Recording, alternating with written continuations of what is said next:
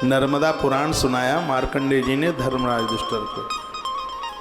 प्रलय का दर्शन आज भी यह करते हैं। इनकी भी मैं कथा आपको निवेदित करूंगा। बहुत आनंद होता है, नई नई कथाओं को श्रवण करना, सुनाना, बहुत आनंद की अनुभूति होती है। तो अश्वस्थामा बलिर्व्यासो, इन कथाओं को सुन करके आधे से ज़्यादा तो पंडित बन ही गए हैं। आप अपने आप का परिवर्तन कीजिए।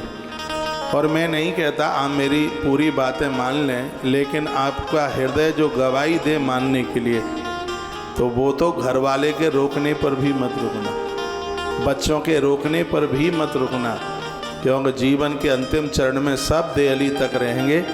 यात्रा तो हमें अकेले ही करनी है।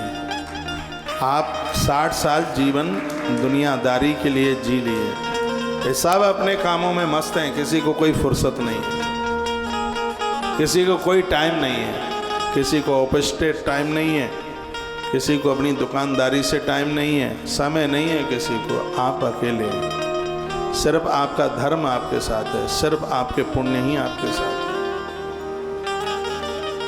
सत्कर्म करते रहो, बुरा मत मानिएगा। बीमारी किसी अपराध का परिणाम है, हमारे इन ग्रंथों में भी लिखा है और आयुर्वेद की किताबों में भी लिखा है।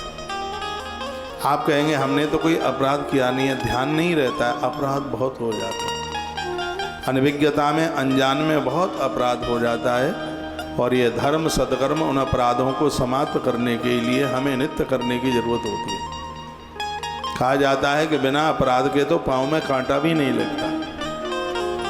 इसलिए अपने भजन, आराधना और साधना को खूब बढ़ाइए। फूल चढ़ाइए भगवान को, बेलपत्रियाँ चढ़ाइए। आज मैं तुलसी मातम में पढ़ रहा था सुबह, इतना आनंद हो कमाल की। मैं पद्म पुराण में तुलसी महिमा पढ़ रहा था। जब कोई व्यक्ति एक तुलसी भगवान को चढ़ाते हैं तो भगवान मुस्कुराते हैं, देखिए। दूसरी तुलसी कोई चढ़ाता है तो भगवान खड़े हो जाते हैं। तीसरी कोई तुलसी चढ़ाता है तो भगवान लक्ष्मी को उस भक्त की बड़ाई करते हैं। कोई चौथा तुलसी का पत्ता चढ़ाता है तो भगवान कहता है कि मेरे पास जो भी कुछ है वो तेरा है। और जिस समय 5वां तुलसी पत्र कोई चढ़ाता है, भगवान दौड़ करके भक्त को अपने गले से लगाकर अपने हृदय में उसको बिठा लेते हैं। 5 पत्तियों की इतनी बड़ी महिमा है। तुलसी पत्र, हरि वैष्णवों की तो पूजा नहीं पूरी होती तुलसी के बिना। ग्रंथों को जितना पढ़ेंगे, आप पढ़ नहीं सकते तो आप सुन तो सकते हैं। और आज मैंने सोचा है कि जिंदगी के अंतिम श्वास तक हम नई नई कथाएं आपको सुनाते रहेंगे। जो ग्रंथों में बिल्कुल गड़ी हुई रखी हैं जो बातें, उनको समाज के बीच में उजागर करना है। अश्वस्थामा की तो कथा मैं आपको सुना ही रहा हूँ। घोड़ों की हिननाट की आवाज को सुनने से रोग दूर होते हैं, रोगों की निवृत्ति होती है। इसलिए तो गौ तीर्थ तुलसी तपोवन गौशाला में कई घोड़े बंधे हुए हैं।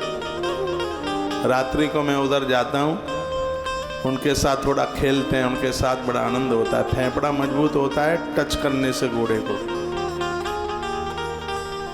उसकी नासिका की श्वास निकलते हुए हमारी श्वास में घुसे, ऐसे अंदर का इन्फेक्शन दूर होता है। अश्व इतना प्रभावी है। जहाँ पर घोड़ा बंधा हुआ होता है वहाँ बीमारी नहीं फैलती, इसलिए तो इस गौशाला में बीमारी नहीं फैलती। इसलिए क्योंकि हमें कोई घोड़े की सवारी तो करनी नहीं है, कोई ऐसा तो शौक है नहीं। लेकिन ये बिल्कुल पक्का है, जहाँ अश्व बंधा हुआ होगा उस जगह पर किसी भी प्रकार की बीमारी बिल्कुल नहीं फैल सकती।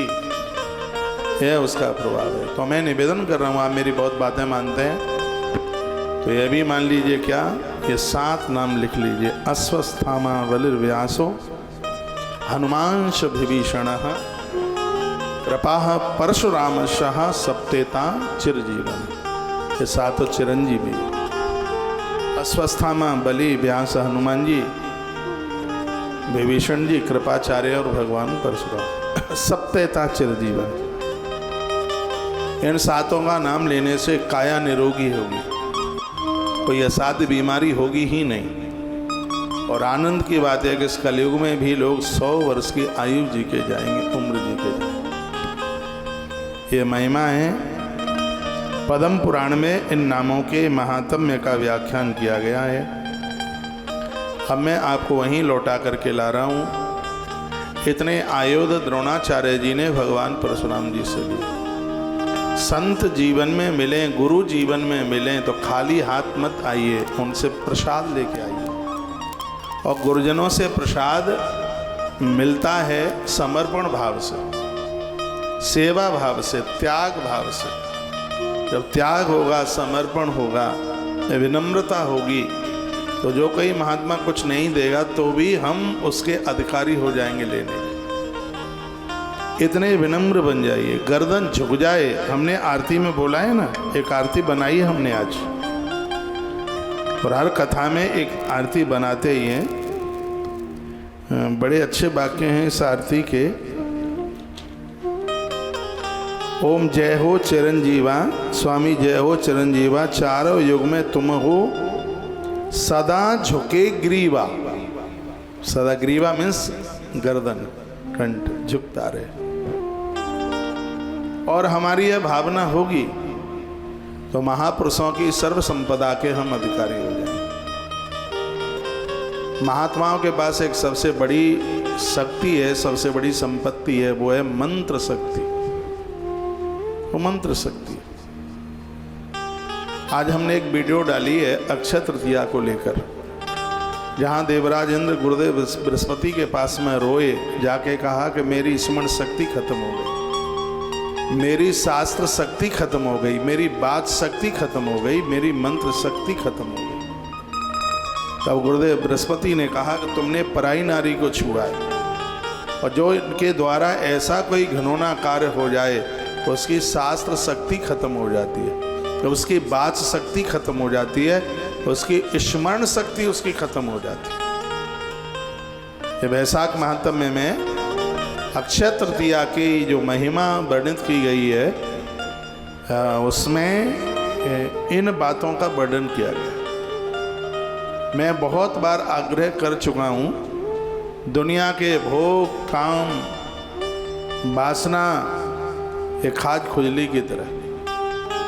अनुष्ठान का लाभ उन्हीं को मिलता है जो संयमित जीवन जीते हैं, जो चरित्र के साथ, अनुशासन के साथ पूजा पाठ करते हैं। उनको किए गए सत्कर्म का तत्काल फल मिलता है, बिल्कुल देर नहीं लगती, 24 घंटा भी नहीं लगता। संयमित होकर के यदि वह करे, कहते हैं लोग आज माला जपेंगे उसका फल कब मिलेगा? आज ही मिलेगा, यदि उसको संयमित होकर के